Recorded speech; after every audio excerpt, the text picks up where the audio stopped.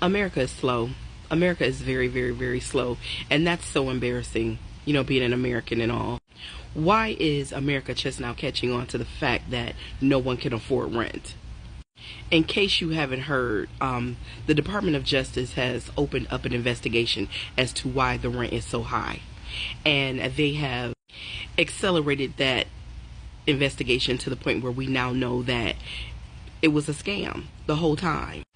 Turns out that corporate America, and we kind of knew that, didn't we?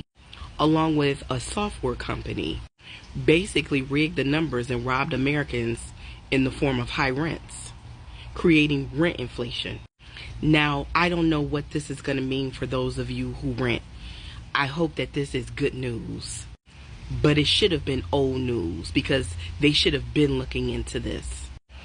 And let's not make no mistake about it. The only reason why they're caring is because white people can't afford their rent now. Because black and brown been in this fix. And nobody cared. And make no mistake about it. With DEI being under attack and affirmative action being taken away, it's only going to make things that much worse for us.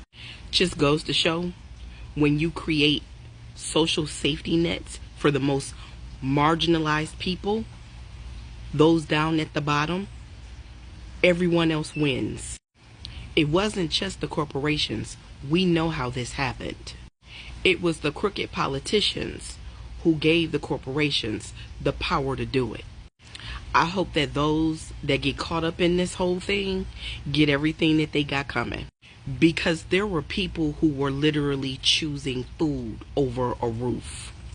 People moved into their cars and became displaced because rent was so high.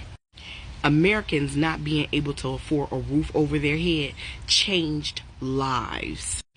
This impacted Americans in a way that changed the entire trajectory of their lives, children included.